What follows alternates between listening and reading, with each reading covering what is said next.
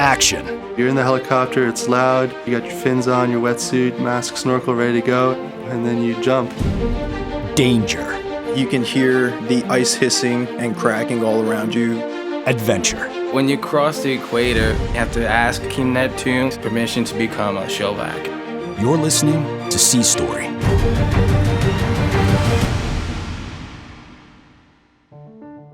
Episode 57, Snipes. My name is Julio. I'm an undesignated fireman. My name is Joshua, a machinist mate from Missouri. This is our sea story. The Navy, for me, is like a giant trade school. You can literally learn anything here. You want to be a photographer, they've got it. You want to be an engineer, they've got it. It's pretty much anything you can think of here. That's why I joined.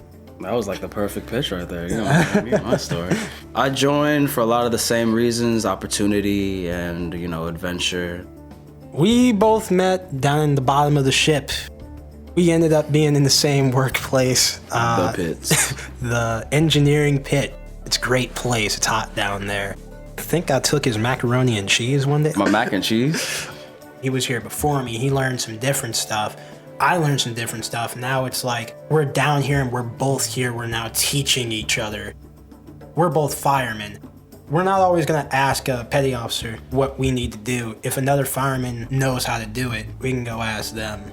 It's kind of just a mutual respect on how we work together.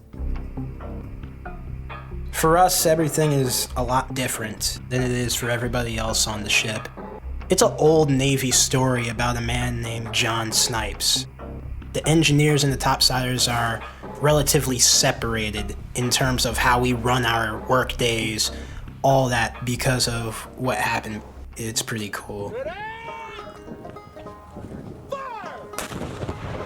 On ships back in the 1800s, the engineers were pretty much being mistreated as if they weren't real sailors. And eventually, John Snipes, the chief, came up to one of the topsiders and he was like, hey, from now on, you have no ownership over my engineers, period. And that's just how it's gonna be. And anytime an engineer was mistreated, John Snipes showed up and he was like, no hands are gonna be put on my engineers. They report to me and I will report to whoever's in charge of the ship. Just because of that, everything is different for us than it is for topsiders. Without us, we're not going anywhere. If there's one thing you'll get from working in the engineering space, it's that everybody knows each other down there. So you're always gonna have somebody that you can talk to. You're always gonna have somebody that you can learn from, work with, all that good stuff. Working together brings us closer because if we're slacking off, we look out for each other. Like, there's fireman so-and-so. I had just seen him. He was doing something for Chief. He's gonna be right back. Oh, okay.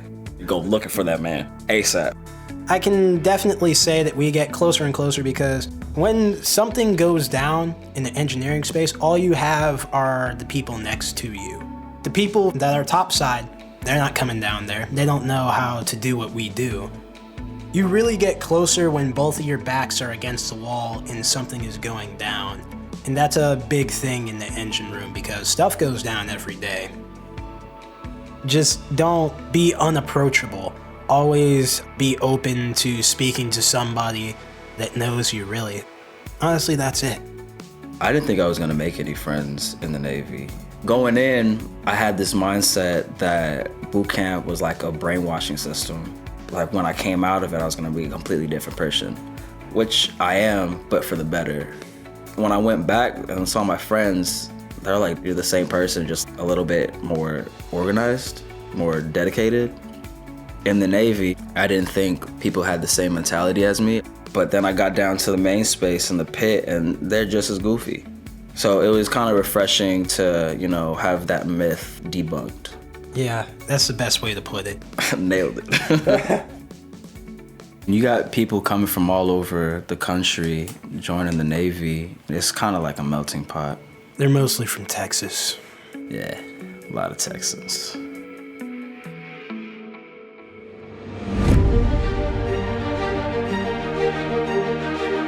If you vibe with my story, subscribe or give Sea Story 5 stars. Coming next.